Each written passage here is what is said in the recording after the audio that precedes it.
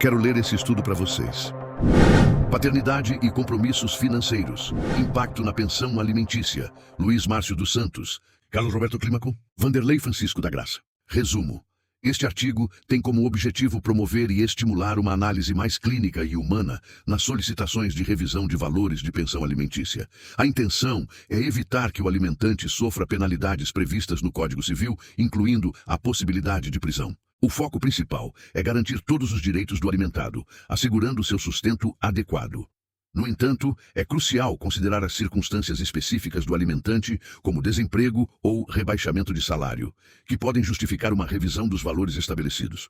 A abordagem proposta defende que, além de proteger os interesses do alimentado, deve-se aplicar uma análise lógica e humanizada ao avaliar as condições financeiras do alimentante. Tal perspectiva busca equilibrar a necessidade de sustento dos dependentes com a capacidade real de pagamento do genitor responsável, promovendo uma justiça mais equitativa e evitando situações extremas que possam prejudicar ambas as partes envolvidas. Introdução.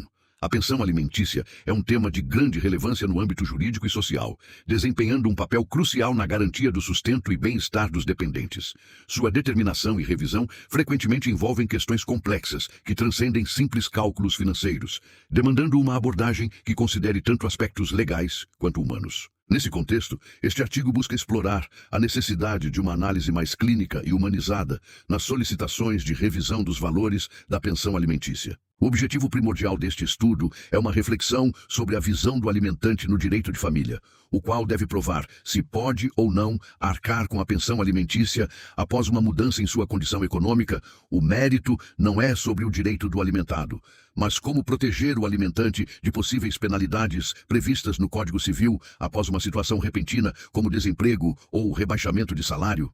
Propõe-se uma análise lógica e humanizada das condições financeiras envolvidas. Ao buscar um equilíbrio entre a necessidade de sustento dos dependentes e a capacidade real de pagamento do genitor responsável, esta perspectiva visa promover uma justiça mais equitativa e evitar situações extremas que possam prejudicar ambas as partes envolvidas. No decorrer deste estudo, serão explorados os principais pontos a serem considerados na revisão dos valores da pensão alimentícia, com o intuito de garantir uma abordagem mais justa e compassiva diante das complexidades inerentes a esta questão fundamental para a proteção social e familiar. Esta pesquisa é fundamentada em uma revisão bibliográfica e análise crítica de jurisprudências e dispositivos legais pertinentes, com o intuito de fornecer subsídios teóricos e práticos para uma compreensão aprofundada e reflexiva sobre o tema.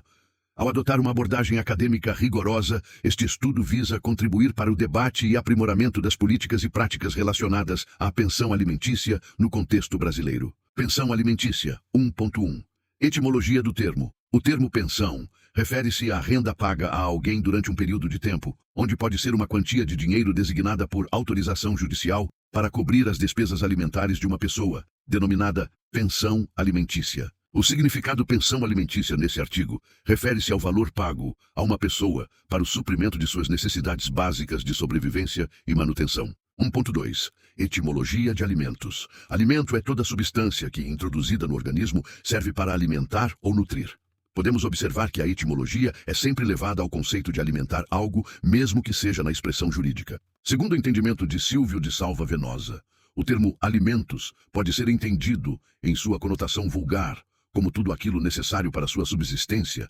Acrescenta ainda que a compreensão do termo é mais ampla, pois a palavra, além de abranger os alimentos propriamente ditos, deve referir-se também à satisfação de outras necessidades essenciais da vida em sociedade. 1.3. Conceito jurídico de pensão alimentícia, segundo Orlando Gomes, 1978. Alimentos são prestações para satisfação das necessidades vitais de quem não pode provê-las por si. Os alimentos são destinados a satisfazer as indigências materiais de sustento, vestuário, habitação e assistência na enfermidade, e também para responder às requisições de índole moral e cultural, devendo as prestações atender à condição social e ao estilo de vida do alimentando, assim como à capacidade econômica do alimentante, e, portanto, amparar uma ajuda familiar integral. Amparada pelo Código Civil de 2022, nos artigos 1694 a 1710, o direito do alimentado e a obrigação de cumprir se dá tanto ao alimentante quanto se estende aos avós e tios.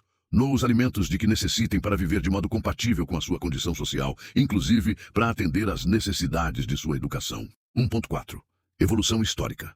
A história da pensão alimentícia começa no Código de 1916. Se analisarmos as disposições do antigo Código Civil de 1916, podemos notar um dos maiores absurdos na procedência de aplicação do âmbito jurídico do último século: a impossibilidade de reconhecimento de filhos fora do casamento, chamados de ilegítimos. Ou seja, os filhos, bastardos, eram impossibilitados de serem reconhecidos perante a sociedade da época, até mesmo lhes sendo negado qualquer ajuda, auxílio financeiro ou afeto, sendo algo totalmente desaprovado nos dias atuais e contrário aos princípios da dignidade humana. O homem era visto como o provedor do lar, onde o mesmo tinha a obrigação de alimentar sua família, esposa e filhos.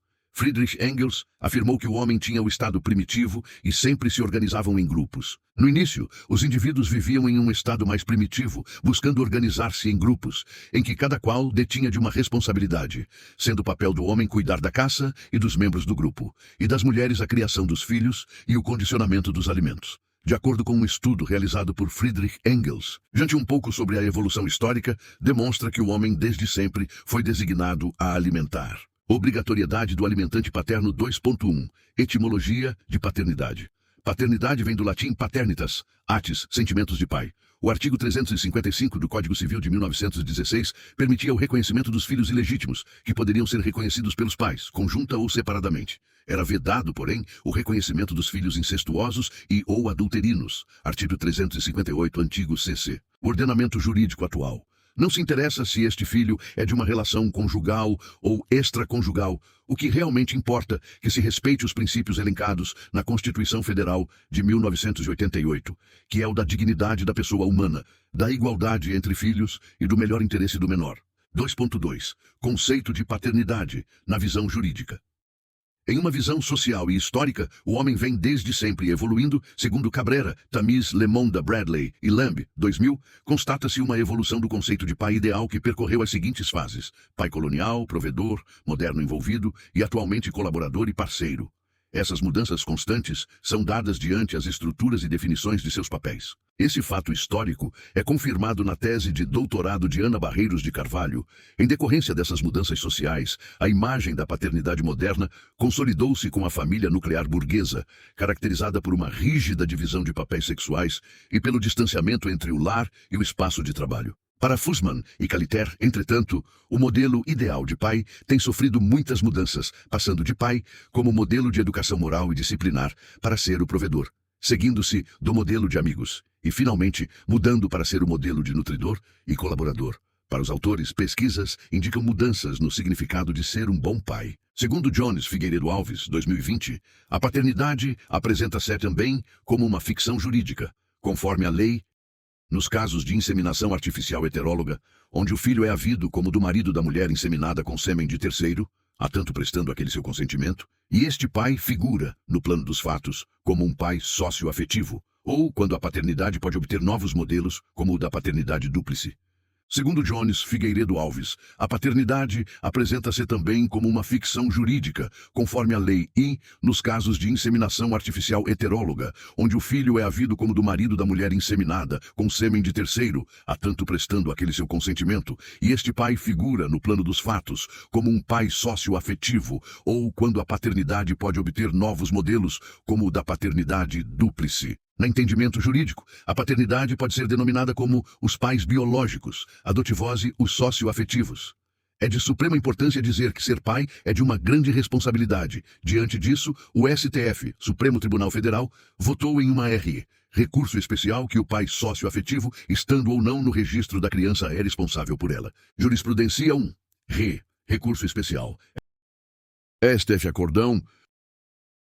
Jurisprudência é um termo jurídico que significa o conjunto das decisões, aplicações e interpretações das leis. Vistos, relatados e discutidos estes autos, acordam os ministros do RE 8 de 988-660, SC Supremo Tribunal Federal, em sessão plenária, sob a presidência da senhora ministra Carmen Lúcia, na conformidade da ata de julgamento e das notas taquigráficas, por maioria e nos termos do voto do relator, apreciando o tema 622 da repercussão geral, em negar provimento ao recurso extraordinário, vencidos, em parte, os ministros Edson Fachin e Teori Zavascki. Prosseguindo, por maioria e nos termos do voto do relator, fixou tese nos seguintes termos: a paternidade socioafetiva, declarada ou não em registro público, não impede o reconhecimento do vínculo de filiação concomitante baseado na origem biológica, com os efeitos jurídicos próprios, vencidos em parte os ministros Dias Toffoli e Marco Aurélio.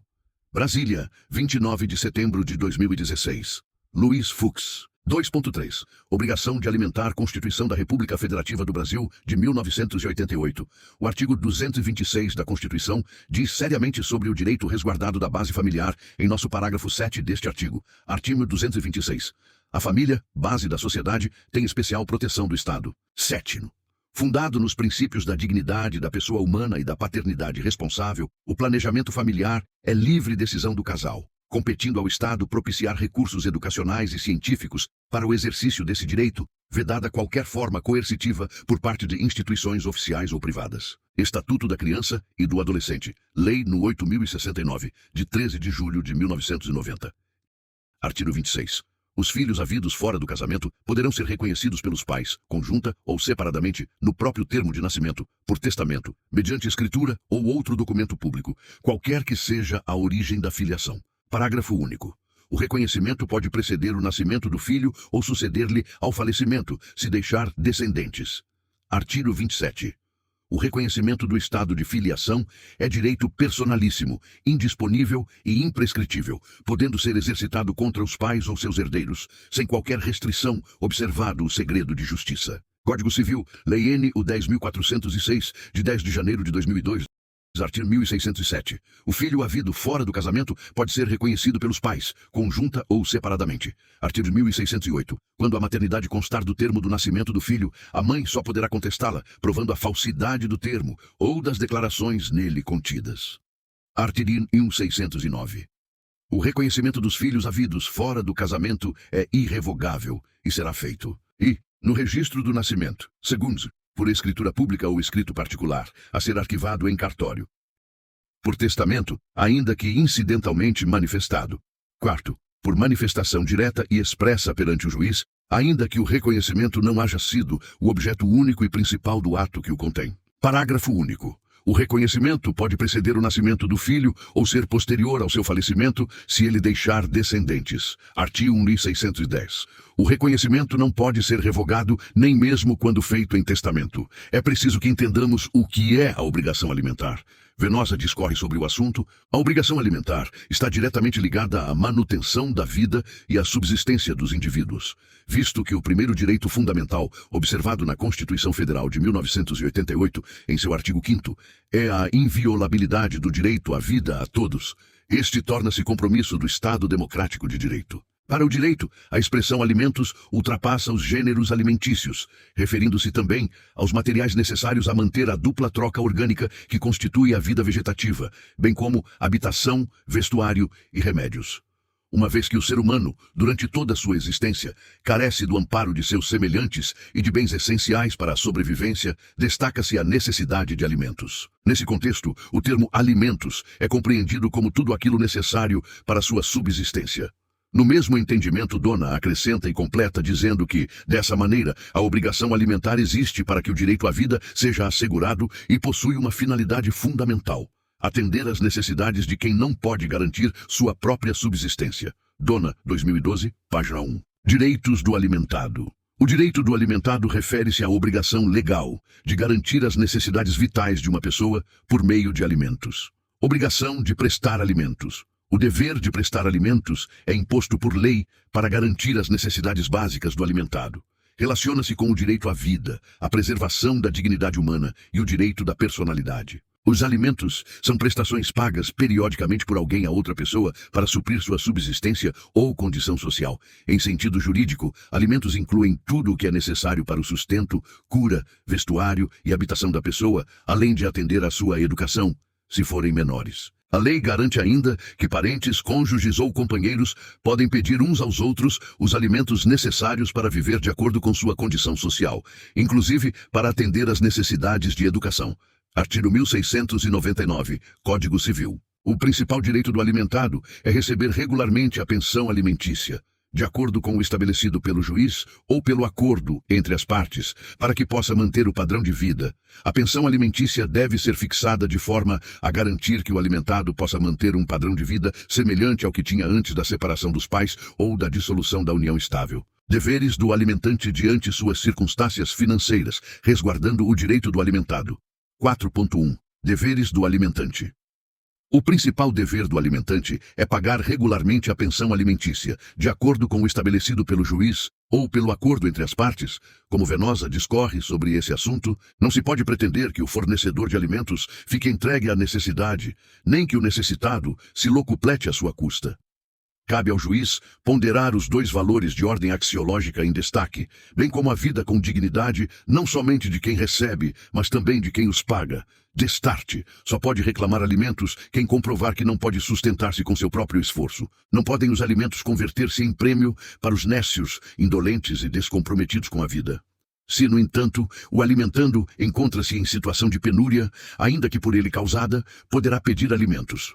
Do lado do alimentante, como vimos, importa que ele tenha meios de fornecê-los. Não pode o Estado, ao vestir um santo, desnudar o outro. Não há que se exigir sacrifício do alimentante. 4.2. Alimentante ex-empregado. Jurisprudência 2017809005. Apelação cível. Ação de divórcio litigioso. Alimentos. Pensionamento a outro filho. Princípio da igualdade. Alteração do binômio. Necessidade. Uma possibilidade.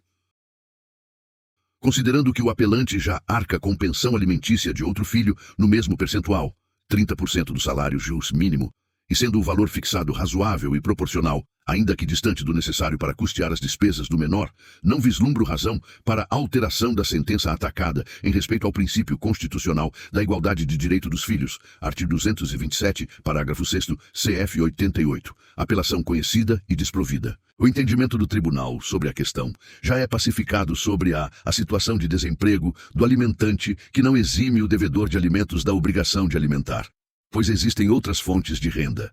Em base deste julgado, o desempregado não pode deixar de pagar pensão. O desemprego não é suficiente para justificar o inadimplemento da obrigação alimentar. Apelacão. Investigação de paternidade. CC Alimentos. Preliminar de cerceamento do direito. De produção de provas rejeitada. Ausência de nulidade. Sentença que declarou a paternidade e fixou alimentos com 20% dos rendimentos líquidos do alimentante, com 20% do salário mínimo em caso de desemprego. Instigência-se o alimentando para majoração da verba C do alimentante para minoracal. Descabimento. Ausência de capacidade contributiva para aumento da verba. Genitor que possuir outro filho. Menor. Obrigação de ambos os pais. Impossibilidade, outro sim, de redução, frente às necessidades presumidas do menor. Fixação combatida que atende ao binômio necessidade, possibilidade. Sentença parcial, procedência, suficiente motivada, hora mantida.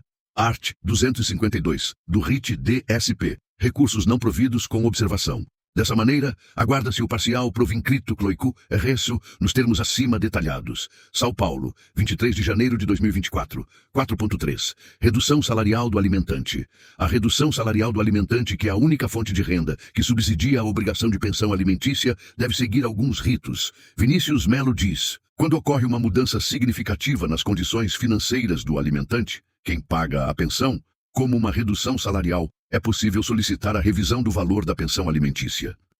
A redução salarial pode ser um motivo válido para reavaliar o encargo alimentar, desde que seja comprovada e justificada. Para efetuar a redução, é necessário entrar com uma ação judicial solicitando a revisão da pensão alimentícia. O juiz analisará os documentos que comprovam a diminuição de renda e decidirá se o valor da pensão deve ser ajustado. É importante apresentar provas da redução salarial, como contra-cheques, declarações de imposto de renda ou outros documentos que demonstrem a diminuição da renda. O juiz levará em consideração essas evidências ao tomar sua decisão. A redução não precisa ser necessariamente igual à diminuição salarial. O juiz pode ajustar o valor da pensão de acordo com a nova realidade financeira do alimentante. Por exemplo, se o salário foi reduzido pela metade, a pensão alimentícia também pode ser reduzida, mas não necessariamente pela mesma proporção. Capítulo 5. Penalidades de alimentos. 5.1. Prisão civil do devedor de alimentos. A única prisão civil existente é aquela em que a pessoa é devedora do pagamento de alimentos. A lei determina algumas deliberações para que exista o cumprimento efetivo da obrigação de alimentar e para que não haja o inadimplemento. Visto que a Lei 11.804/08 não detém meios próprios para a execução das medidas fixadas processualmente, principalmente no caso de inadimplemento do pensionamento determinado, tanto à gestante como ao menor, a execução deverá acontecer de acordo com moldes dos alimentos comuns, tendo como base os artigos 732 e 733 do Código de Processo Civil, sob os ritos, respectivamente, da penhora e da prisão. Os dispositivos que abrangem o tema, artigos 733 a 735 do Código de Processo Civil, assim como os demais que se relacionam diretamente com os mesmos, súmula 309 do STJ e artigo 206, parágrafo 2º do Código Civil, estão dispostos a seguir. Em um artigo de Fernanda R. Tripodi, a ineficácia da prisão civil e a punição do devedor de alimentos, descreve que a cobrança de alimentos jamais deveria ser uma tortura, humilhação, constrangimento e degradação do próprio ser. Mas é o que ocorre na realidade. Antes da aplicação da prisão civil, a execução deveria expropriar bens e até mesmo os descontos em folha, previsto no Diploma Processual Civil, artigo 529, parágrafo 3º, CPC. Obviamente, caso não localizem numerários ou bens, demonstrará que realmente não há capacidade de pagamento, sendo a prisão uma medida ineficaz. Quando o inadimplemento ocorre por motivos alheios à vontade do devedor, desemprego ou mudança desfavorável da situação financeira, a falta de condições financeiras para quitar o débito faz com que a prisão seja completamente ineficaz para o credor, passando de uma medida coercitiva para uma medida punitiva. Caso o alimentante tenha perdido o emprego, como já visto, ou pedido a redução de pensão, infelizmente, se devido até 3 meses de pensão, súmula 309 do STJ, o pai será designado à prisão civil, ainda no artigo de Fernanda R. Tripodi. A ineficácia da prisão civil e a punição do devedor de alimentos. Cita que a prisão civil é medida extrema aplicável em caso de inadimplência no pagamento de prestação alimentícia ou na falta de justificativa da possibilidade de efetuá-lo. A escolha do rito de cumprimento de sentença da prestação alimentícia constitui uma opção exclusiva do exequente, consoante dispõe o parágrafo 8, artigo 528 do CPC. A pandemia causada pelo Covid-19 não autoriza a modificação pelo magistrado, de ofício, do rito de constrição pessoal escolhido pela parte para a execução de alimentos. Súmulas de jurisprudência são as orientações resultantes de um conjunto de decisões proferidas com o mesmo entendimento sobre determinada matéria. Conforme o texto do artigo 926 do Código de Processo Civil, CPC, os tribunais têm o dever de uniformizar sua jurisprudência por meio da edição de enunciados de súmulas. Verifica-se um descompasso processual para evitar a prisão do executado que teve sua capacidade financeira reduzida. Ação revisional de alimentos que discute a incapacidade financeira, tramitando com morosidade e sem concessão de liminar para redução. E o cumprimento de sentença com base em título executivo, levando o pai ao cárcere pelo não pagamento por incapacidade financeira. A prisão civil deveria ser a última alternativa, pois estamos ferindo o direito fundamental da pessoa humana, já que a liberdade da pessoa humana é um bem de extrema relevância. Pedido de redução de alimentos analisados, a discussão sobre o pedido de redução e a prisão civil. Agora vamos ver como fazer esse pedido e como evitar que a improcedência ocorra e, se ocorrer, quais os requisitos para isso.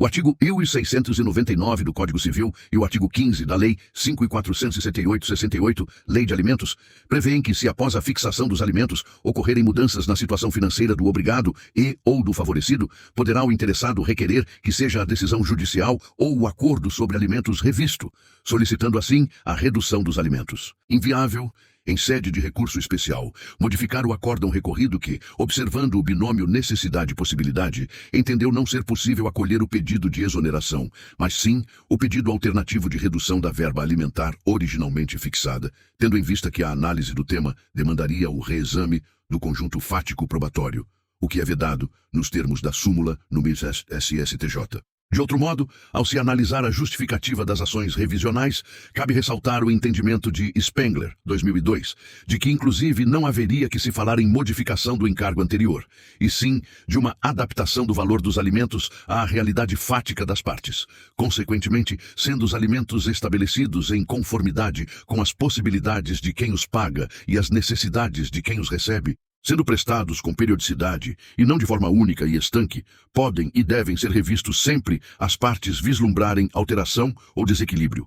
Torna-se possível, então, a revisão para fins de majorar, minorar ou exonerar o encargo, tratando-se, pois, de reajuste à realidade posta e não de modificação do dever alimentar já existente. A modificação da situação econômica de quem presta os alimentos ou de quem os recebe pode ensejar a revisão do seu valor, seja com a diminuição, aumento ou mesmo afastamento da obrigação. Diante disso, vai ou não prejudicar a vida do alimentado. Uma questão de equilíbrio tem que ser bom para ambos. Segundo Galiano e Pamplona Filho, a fixação de alimentos não é um bilhete premiado de loteria para o alimentando, credor, nem uma punição para o alimentante, devedor, mas sim uma justa composição entre a necessidade de quem pede e o recurso de quem paga. Apesar de não definir a expressão alimentos, o Código Civil Brasileiro 2002 determina o direito à alimentação no artigo 1665 da seguinte maneira: são devidos os alimentos quando quem os pretende não tem bens suficientes nem pode prover pelo seu trabalho a própria mantença, e aquele de quem se reclamam pode fornecê-los sem desfalque do necessário ao seu sustento. Lauro diz em seu artigo que ter dívidas não é crime, abuso na cobrança sim. A cobrança de dívidas é um direito do credor, mas deve respeitar os limites da lei. Deve o credor sempre buscar satisfazer seus créditos com responsabilidade, evitando a exposição do devedor a eventuais situações vexatórias perante familiares e sociedade em geral. Esse texto foi só para concluir que, mesmo que haja cobrança, somente o que lhe dá a voz de prisão no Brasil é a cobrança de pensão alimentícia em atraso. Mesmo sabendo que a Constituição Federal nos assegura a liberdade e a nossa dignidade, é contraditório algo assim em nossa justiça brasileira. Conclusão. Vimos apresentar a grande relevância do cumprimento de pagamento da pensão alimentícia, bem como sua pontualidade para garantir ao alimentado os direitos fundamentais, como determina a Constituição Federal, onde é de extrema importância enfatizar que o alimentado necessita de todo o amparo do alimentante, tanto no pagamento da pensão, bem como nas questões de carinho, amor e cuidado pessoal. Vale lembrar que tais obrigações é o mínimo que o alimentante tem que oferecer ao alimentado, até porque estamos tratando de uma relação de pai e filho, o que torna o fato apresentado no referido artigo ainda mais relevante, pois podemos nos deparar com situações adversas, onde o alimentante pode ter surpresas no decorrer da vida, que venham dificultar a continuidade dos cumprimentos do pagamento da pensão ao alimentado. Essas dificuldades podem surgir após o alimentante ficar desempregado ou então sofrer uma redução salarial, onde, diante dessa situação específica e pontual, o alimentante entra com um pedido na justiça, solicitando a revisão de valores do pagamento de sua pensão alimentícia em detrimento da perda salarial, onde o mesmo comprova tais fatos através de documentos. Deparamos com algumas situações, onde alguns tribunais de justiça têm se posicionado de forma negativa a essa solicitação, motivo pelo qual estamos apresentando esse trabalho científico. Nesse caso, o alimentante jamais negaria de cumprir com suas obrigações para com o alimentado. Somente estava solicitando uma revisão de valores em detrimento de uma perda salarial. E tendo essa negativa, o alimentante passaria a ter dificuldades em dar continuidade aos pagamentos, onde poderiam ocasionar atrasos e até mesmo o não pagamento da pensão. Com isso, o alimentante correria o risco de ser denunciado e, chegando até os limites mais severos da lei, que seria sua prisão por falta de pagamento de pensão, causando ao alimentante grandes prejuízos psicológicos, mentais, sociais e morais, pois essa situação afetaria contundentemente os princípios fundamentais e a dignidade da pessoa humana, pois o caso em questão não trata de alguém que não quer pagar seus compromissos de pensão alimentícia, mas sim de uma pessoa que se importa com o alimentado, solicitou um apoio à justiça, revisão dos valores, para continuar cumprindo com suas responsabilidades, porém, por uma talvez falta de análise humana e empatia, teve então seu pedido negado. Com essa situação, o alimentante corre grande risco de ser preso, o alimentado deixará de receber seu benefício e a situação, ao invés de melhorar, tornar-se-á ainda mais complicada, podendo ocasionar um rompimento e distanciamento entre as partes envolvidas. Salientamos ainda que o objetivo nunca foi deixar de pagar os alimentos ao alimentado, e sim dar prosseguimento aos deveres do alimentante para com o alimentado, evitando com isso desabores futuros, podendo inclusive gerar ao alimentado o cerceamento de sua liberdade, com a efetivação de sua prisão temporária. A responsabilidade de se pagar os alimentos é de extrema importância e precisa ser respeitada e lavada a sério, pois trata de dar apoio na criação do alimentado de todas as formas e meios. Porém, não podemos esquecer que o alimentante também tem a sua vida secular e suas responsabilidades, e uma vez que o mesmo passar por uma situação de desemprego ou redução salarial, onde sendo comprovado tal fato, seu pedido deveria ser atendido de imediato, pois o que se busca não é a isenção da pensão, e sim a justa revisão de valores de acordo com a situação financeira, devidamente apresentada por documentos à esfera judicial.